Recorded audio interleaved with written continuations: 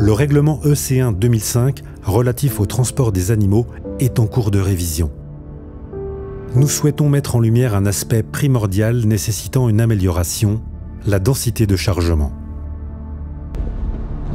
Les directives actuelles sur la densité sont floues et insuffisantes. Elles engendrent des vides juridiques permettant des conditions de transport où les animaux sont entassés, sans espace suffisant pour se reposer, s'abreuver et maintenir une thermorégulation adéquate. Pour ce qui est des bovins, de nombreuses interrogations subsistent. Les animaux pesant 325 kg comme ceux de 500 kg bénéficient de 0,95 à 1,3 m² d'espace. Mais qu'en est-il pour les bovins de poids intermédiaires? La réglementation actuelle manque de clarté. Dans la réalité, le poids individuel des animaux est rarement vérifié. De plus, les besoins en espace varient selon la race. Par exemple, une Génisse Holstein n'a pas la même morphologie qu'une Charolaise. Ce facteur doit être pris en compte. Il en est de même pour les moutons. Les spécimens non tondus, pesant entre 26 et 55 kg, ont droit à un espace de 0,3 à 0,4 m². Mais à quel moment attribuer 0,3 et quand 0,4 m²? La législation se doit d'être plus précise. Quant aux agneaux de moins de 26 kg, la réglementation est encore plus vague. Ils sont censés occuper moins de 0,2 m². Donc en théorie, il serait légal d'entasser un nombre illimité d'agneaux de moins de 26 kg sur une surface infinitésimale. Aucune limite n'est établie.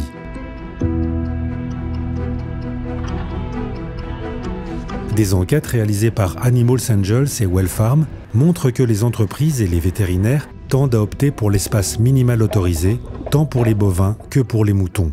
En ce qui concerne les porcs, la réglementation est complexe et ambiguë. Pour des porcs pesant 100 kg, l'espace minimum est fixé à 235 kg par mètre carré. Comment envisager 2 porcs et demi sur 1 m²? Et quel espace attribuer à des porcs de poids différents? Bien que la réglementation mentionne une possible variation de l'espace minimal en fonction des conditions météorologiques et de la durée du trajet, elle n'indique pas, dans ce cas, de normes chiffrées. À cause de cette imprécision, en période de chaleur, les autorités n'augmentent pas l'espace minimum par crainte de réclamation. Les chevaux ne sont pas en reste face à ces incohérences. Un cheval arabe élancé devrait-il disposer du même espace qu'un robuste cheval frison? Lors de longs déplacements, il est impératif que de jeunes chevaux aient assez d'espace pour s'allonger.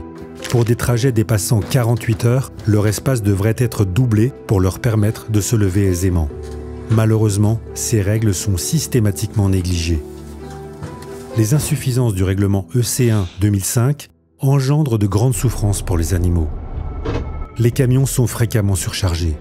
L'espace pour se reposer ou pour s'allonger fait cruellement défaut. Et lorsqu'ils le peuvent, ils risquent de se retrouver coincés ou écrasés. L'accès aux points d'eau est compromis, tout comme la capacité à réguler leur température corporelle.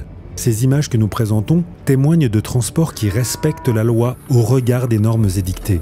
Cela est inacceptable et doit changer. L'Autorité européenne de sécurité des aliments, EFSA, a déclaré que le manque d'espace est le premier facteur limitant les fonctions biologiques essentielles des animaux lors du transport. Elle préconise de nouvelles équations allométriques liant l'espace au poids. De surcroît, des recherches supplémentaires sont nécessaires dans les domaines où l'EFSA ne peut actuellement fournir de recommandations précises pour garantir un bien-être minimal lors du transport. La Commission européenne ayant sollicité l'avis scientifique de l'EFSA, il est impératif qu'elle révise le règlement EC1 2005 en fonction des conclusions scientifiques.